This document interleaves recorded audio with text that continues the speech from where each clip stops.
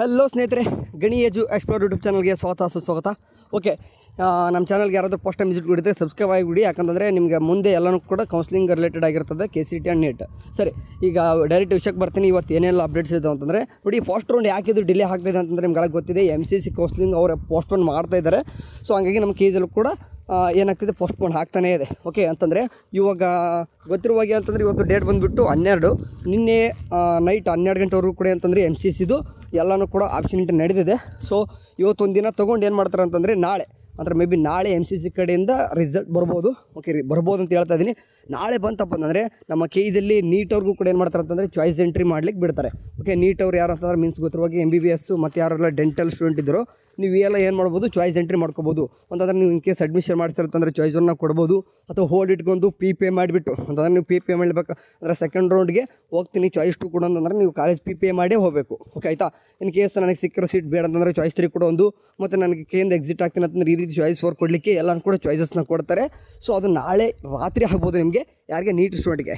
ಆದರೆ ಬಟ್ ಅಲ್ಲಿವರೆಗೂ ಕೂಡ ನಮ್ಮ KCT ಸ್ಟೂಡೆಂಟು ಮತ್ತು ಹೋಮಿಯೋಪತಿ ಸ್ಟೂಡೆಂಟ್ ಏನಂತಂದರೆ ಚಾಯ್ಸ್ ಎಂಟ್ರಿ ಮಾಡ್ತಾ ಇದ್ದಾರೆ. ಈಗಾಗಲೇ ಅಡ್ಮಿಷನ್ ಕೂಡ ಮುಗಿತಾ ಇದೆ. ಆಲ್ಮೋಸ್ಟ್ ಫಸ್ಟ್ ಯಾರೆಲ್ಲ ಚಾಯ್ಸ್ ಒನ್ ಕೊಟ್ಟವರು, ಸೊ ಇನ್ನೂ ಕೂಡ ಈಗಾಗಲೇ ಚಾಯ್ಸ್ ಒನ್ನು ಕೊಟ್ಟು ಸಹಿತ ಇನ್ನೂ ಕೂಡ ವೇಟ್ ಮಾಡ್ತಂದರೆ ಹೋಗ್ಬಿಟ್ಟು ಅಡ್ಮಿಷನ್ ಆಗಿರಿ. ಯಾಕಂದರೆ ಚಾಯ್ಸ್ ಒನ್ ಕೊಟ್ಟವ್ರು ಅಡ್ಮಿಷನ್ ಆಗಲೇಬೇಕು, ಇಲ್ಲಾಂತಂದರೆ ಸೆಕೆಂಡ್ ರೌಂಡಿಗೆ ಕನ್ಸಿಡರ್ ಮಾಡಲ್ಲ.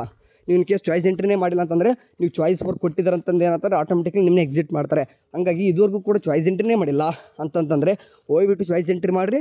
Last date 14 in case choice 2 and 3 ಕೊಡೋರಿಗೆ 14ನೇ ಥರ ವೇಟ್ ಮಾಡಿದರೆ ನಡೀತೈತೆ. ಬಟ್ ಚಾಯ್ಸ್ 1 ಕೊಡೋರು ಇವತ್ತೇ ಮಾಡ್ಕೊಂಬಿಡಿ. ಯಾಕಂತಂದರೆ ನಾಳೆ ಮತ್ತೆ ಅಷ್ಟೇ ಸಿಗ್ತಾ ಟೈಮು. ಯಾಕಂದರೆ ನೀವೇನು ಮಾಡಬೇಕು, ಬ್ಯಾಂಕಿಗೆ ದುಡ್ಡು ಕಟ್ಟಬೇಕು ಮತ್ತು ಅಡ್ಮಿಷನ್ ಆಗಬೇಕು. ಲಾಸ್ಟ್ ಡೇಟ್ ಎಕ್ಸ್ಟೆಂಡ್ ಆಗ್ತಂತ ಕೂಡ ಗ್ಯಾರಂಟಿ ಕೂಡ ಇಲ್ಲ. ಯಾಕೆ ಎಸ್ಪೆಷಲಿ KCT ಸ್ಟೂಡೆಂಟ್ಗೆ ಆಗುತ್ತೋ ಗ್ಯಾರಂಟಿ ಇಲ್ಲ. ಗೊತ್ತಿರುವಾಗೆ ಇಂಜಿನಿಯರಿಂಗ್ ಅಂತೂ ಭಾಳಷ್ಟು ಸ್ಟೂಡೆಂಟಿಗೆ ಮಾಡಿದ್ರೆ ದಿನಗಳು ಭಾಳಷ್ಟು ಟೈಮ್ ಕೊಟ್ಟವ್ರೆ ನಿಮಗೆ. ಬಟ್ ಆಗಂತ ಎಲ್ಲನೂ ಕೂಡ ಲೈಕ್ ಇಲ್ಲೇ ಕೂತೋದು ಮಾತಾಡೋದು ಬದಲು ನಿಮ್ಗೆ ಏನು ಮಾಡ್ತೀನಿ, ಡೈರೆಕ್ಟ್ ಅದು ಏನಿದೆ ನೋಟಿಫಿಕೇಶನ್ ತೊಗೊಂಡು ನೋಡಿಬಿಡ್ತೀನಿ, ನಿಮಗೆ ಅರ್ಥ ಆಗುತ್ತೆ. ನೋಡಿ ಈಗ ಏನು ಮಾಡಿದ್ರು ಅಂತಂದರೆ ಇಂಜಿನಿಯರ್ ಸ್ಟೂಡೆಂಟ್ಗೆ ನಿಮ್ಗೆ ಅವಾಗಲೇ ಮೊದಲೇ ಅಂತಂದರೆ 2ನೇ ತಾರೀಕೆ ಅಂತಂದರೆ ಆಗಸ್ಟ್ 2 ಕೊಟ್ಟಿದ್ರು. ಅಂದರೆ ಅವತ್ತು ಮೇ ಬಿ ಬರಲಿಲ್ಲ ಬಿಡಿ. ಓಕೆ ಆಯಿತು, ಚಾಯ್ಸ್ ಎಂಟ್ರಿ ಅವತ್ತು ಮಾಡಲಿಕ್ಕೆ ಬರಲ್ಲ. 3ನೇ ತಾರೀಕು ಅಂದರೂ ಬಂತು. ಅಲ್ಲಿಂದನೂ ಕೂಡ ಹಿಡಿದ್ಬಿಟ್ಟು ಈಗ 14ನೇ ತಾರೀಕು ತನಕ ಕೊಟ್ಟವ್ರೆ. ಅಂದರೆ ಸುಮಾರು 12 ದಿನಗಳ ಕಾಲ, ಅಂದರೆ ಒಂದು 10 ದಿನಗಳಾದರೂ ಏನು ಮಾಡಿದ್ರೆ ನಿಮ್ಗೆ ಅಡ್ಮಿಷನ್ ಮಾಡಿ ಟೈಮ್ ಕೊಡೋರೆ. ಬಟ್ ಇನ್ನೂ ಕೂಡ ಡೇಟ್ ಎಷ್ಟು ಮಾಡಬೇಕಂತಂದರೆ ಅದು ನಿಮಗೆ ಎಫೆಕ್ಟ್ ಆಗುತ್ತೆ. ಸೊ ಮಾಡ್ತಾರಿಂದ ಕೂರ್ಲಿಕ್ಕೆ ಹೋಗ್ಬೇಡಿ. ಯಾಕಂದರೆ 14ನೇ ತಾರೀಕು ಇದು ಭಾಳ ಆಗಿದೆ ಟೈಮು. ಯಾರಿಗೆ ಕಡಿಮೆ ಆಗಿದೆಪ್ಪ ಟೈಮ್ ಅಂತಂದರೆ ಕೆಳಗಡೆ ಕಾಣಿಸ್ತಿದೆ ನೋಡಿ, BS ನರ್ಸಿಂಗು ಮತ್ತು ಹೋಮಿಯೋಪತಿ ಸ್ಟೂಡೆಂಟ್ಗೆ ಸ್ವಲ್ಪ ಟೈಮ್ ಕಡಿಮೆ ಆಗಿದೆ. ಬಟ್ ನಿಮಗೆ ಮೇಲೆ ಇರತಕ್ಕಂಥ ಇಂಜಿನಿಯರಿಂಗು, ಕೃಷಿ ವಿಜ್ಞಾನ, ವೆಟರ್ನರಿ, B.Pharma ಮತ್ತು ಫಾರ್ಮಡಿ ಮತ್ತು ಯೋಗ ಮತ್ತು ನ್ಯಾಚುರೋಪತಿ, BPT, BPO ಮತ್ತು AHS ಮತ್ತು ಆರ್ಕಿಟೆಕ್ಚರ್ ಆ್ಯಂಡ್ ಹಾಗೆ BS ನರ್ಸಿಂಗ್ ಸ್ಟೂಡೆಂಟ್ ಕೂಡ ಅಂತಂದರೆ ಮೇಲ್ಗಡೆಯವರಿಗೆ ಸ್ವಲ್ಪ ಟೈಮ್ ಕೊಟ್ಟವ್ರೆ. BS ನರ್ಸಿಂಗ್ ಸ್ವಲ್ಪ ಕಡಿಮೆನೇ, ಬಟ್ ಯಾಕಂದರೆ 6ನೇ ತಾರೀಕು ಅಂದರೂ ಕೂಡ ಸ್ವಲ್ಪ ಕಡಿಮೆನೇ ಆದಂಗೆ ಅದು. ಬಟ್ ರಿಮೈನಿಂಗ್ ಸ್ಟೂಡೆಂಟ್ ನೋಡಿ, ಹಂಗಾಗಿ ಏನು ಹೇಳ್ತಿದ್ದೀನಿ ಅಂತಂದರೆ ಡೇಟ್ ಎಕ್ಸ್ಟೆಂಡ್ ಮಾಡ್ತಾರೆ ಕೂರ್ಲಿಕ್ಕೆ ಹೋಗ್ಬೇಡಿ ಪ್ಲೀಸ್. ನಿಮ್ಮ ಫ್ರೆಂಡ್ಸು ಯಾರಾದರೂ ಚಾಯ್ಸ್ ಎಂಟ್ರಿ ಮಾಡಿಲ್ಲ ಅಂತಂದರೆ ಹೋಗ್ಬಿಟ್ಟು ಮಾಡ್ಲಿಕ್ಕೆ ಕೇಳಿ. ವಿತೌಟ್ ಚಾಯ್ಸ್ ಎಂಟ್ರಿ ನೀವು ಏನು ಕೂಡ ಮುಂದೆ ಮಾಡಲಿಕ್ಕೆ ಬರಲ್ಲ ಆಯಿತಾ. ಈ ಸೀಟ್ ಸಿಕ್ಕಿಲ್ಲ ಅಂತಂದರೆ ಪರವಾಗಿಲ್ಲ, ಡೈರೆಕ್ಟ್ ಸೆಕೆಂಡ್ ರೌಂಡ್ಗೆ ಹೋಗ್ತಾರೆ. ಸೀಟ್ ಸಿಕ್ಕು ಕೂಡ ನೀವು ಏನು ಕೂಡ ಚಾಯ್ಸ್ ಎಂಟ್ರಿ ಮಾಡಲಿಲ್ಲ, ನಾ ಸೆಕೆಂಡ್ ರೌಂಡ್ಗೆ ಹೋಗ್ಬೇಕಿತ್ತು, ನಾ ಅಡ್ಮಿಷನ್ ಮಾಡಬೇಕಂತಂದರೆ ನಿಮ್ಗೆ ಏನು ಕೂಡ ಡೈರೆಕ್ಟಾಗಿ ಕಾಲೇಜಿಗೆ ಅಡ್ಮಿಷನ್ ಮಾಡ್ಸೋಕ್ಕೆ ಬರಲ್ಲ ಆಯಿತಾ. ಆ್ಯಂಡ್ ಈ ನೆಕ್ಸ್ಟ್ ಮೇನಾಗಿ ಕಾಡ್ತಿರೋದು ಹುಡುಗರಿಗೆ ಮೆಡಿಕಲ್ ಮತ್ತು ಡೆಂಟಲ್ ಮತ್ತು BMS ಸ್ಟೂಡೆಂಟ್ ಆಯಿತಾ. ಈಗ BMS ಸ್ಟೂಡೆಂಟ್ ಏನು ಕೇಳ್ತಿದ್ದಾರೆ ಅಂತಂದ್ರೆ ನಮ್ಮ ಆಪ್ಷನ್ ಎಂಟ್ರಿ ಯಾವಾಗ ಮತ್ತು ಯಾವ ರೀತಿ ಮಾಡಬೇಕಂತಂದು.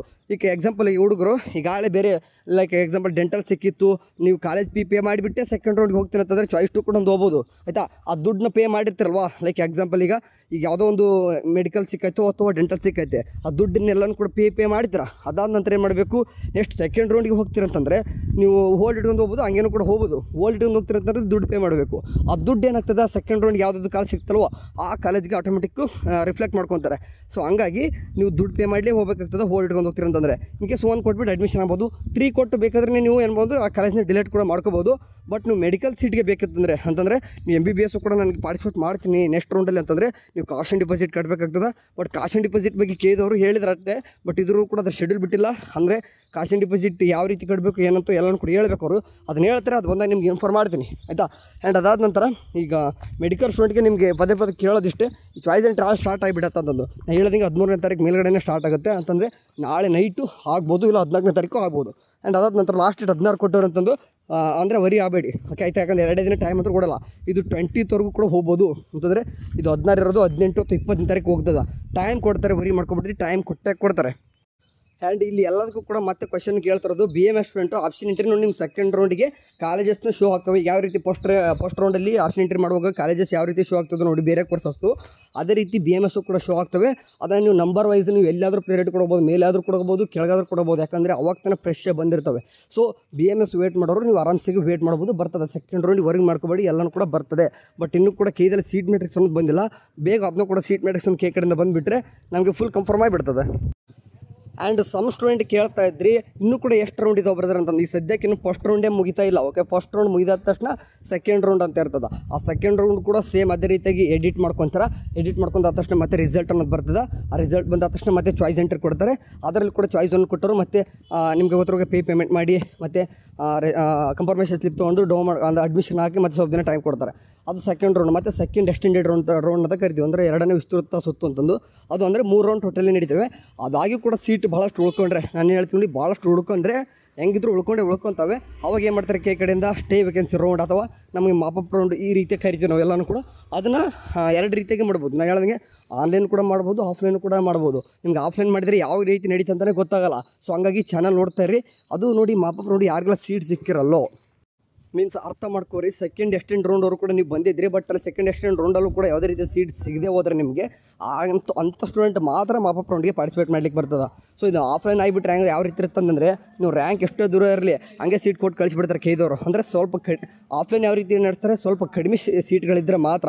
ಇಲ್ಲ ಜಾಸ್ತಿ ಉಳ್ಕೊಂಡಿತ್ತು ಅಂತಂದರೆ ಮತ್ತೆ ಆನ್ಲೈನೇ ಮಾಡ್ಕೊತಾರೆ ಅದನ್ನ. ಸೊ ನೋಡೋಣ ಯಾವ ರೀತಿ ಬರ್ತದೆ ಅದನ್ನೆಲ್ಲ ಕೂಡ ಇನ್ಫಾರ್ಮ್ ಮಾಡ್ತೀನಿ ಅಂತೆ. ಆ್ಯಂಡ್ ಇನ್ನೊಂದು ಹುಡುಗ ಕೇಳ್ತಾ ಇದ್ರಿ ಚಾಯ್ಸ್ 1 ಕೊಟ್ಟವರು. ನಾನು ಈಗ ವೀಡಿಯೋದಲ್ಲೂ ಕೂಡ ಹೇಳಿದ್ದೀನಿ, ಎಲ್ಲ ವೀಡಿಯೋದಲ್ಲೂ ಕೂಡ ಚಾಯ್ಸ್ 1 ಕೊಟ್ಟು ನೀವು ಏನಾದರೂ ಅಡ್ಮಿಷನ್ ಮಾಡ್ಕೊಂಡಿತ್ತಂದರೆ ವಾಪಸ್ ಬಂದು ಕೇದಲ್ಲಿ ಯಾವುದೇ ರೀತಿ ಏನೂ ಕೂಡ ಜಾಯ್ನಿಂಗ್ ರಿಪೋರ್ಟ್ ಮಾಡೋದು ಈ ವರ್ಷ ಎಲ್ಲನೂ ಕೂಡ ತೆಗೆದಾಕಿದ್ರೆ ಎಲ್ಲನೂ ಕೂಡ ಅವರೇ ಕಾಲೇಜ್ನವರೇ ಮಾಡಿ ನಿಮಗೆ ಸ್ಲಿಪ್ ಕೊಟ್ಟು ಕಳಿಸ್ತಾರೆ, ಆಯಿತಾ. ಆ್ಯಂಡ್ ಸೆಕೆಂಡ್ ರೌಂಡ್ ಯಾವಾಗ ಸ್ಟಾರ್ಟ್ ಆಗುತ್ತೆ 20th ಮೇಲೆ ಅಥವಾ 25th ಈ ರೀತಿ 25th ಕೂಡ ಆಗ್ಬೋದು.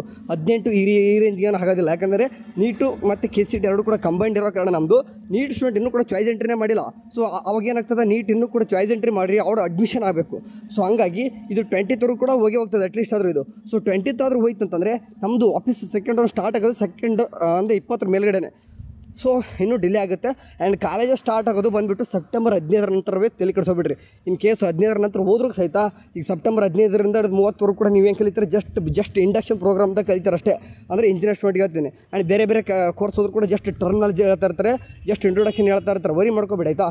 ಸೊ ಎಷ್ಟು ಏನಿದ್ರು ಕೂಡ ಇಂಟ್ರೊಡಕ್ಷನ್ ನಡೀತಾ ಇರೋದು ಸ್ಟಾರ್ಟಿಂಗು. ನೀವು ಮೇನಾಗಿ ಕಾಲೇಜು ಮತ್ತು ಕೋರ್ಸು ಮತ್ತು ಯಾವ ಸ್ಪೆಸಿಫಿಕ್ ಏರಿಯಾಗೆ ಹೋಗ್ಬೇಕಂತ ಅನ್ಕೊಂಡಿರ್ತಾರೋ ವೇಟ್ ಮಾಡಿರಿ ಆಯಿತಾ. ಸೆಕೆಂಡ್ ಎಕ್ಸ್ಟೆಂಡೆಡ್ ರೌಂಡವರು ಕೂಡ ವೇಟ್ ಮಾಡ್ತೀವಿ ಅಂದರೆ ಮಾಡಿರಿ. ಓಕೆ, ಬಟ್ ರಿಸ್ಕ್ ಇರ್ತದೆ. ಸೆಕೆಂಡ್ ರೌಂಡಲ್ಲಿ ಯಾವ ಸೀಟ್ ಸಿಗ್ತದೆ ಅಲ್ಲಿ ಹೋಗೋದು ಬೆಸ್ಟ್ ಆಯಿತಾ.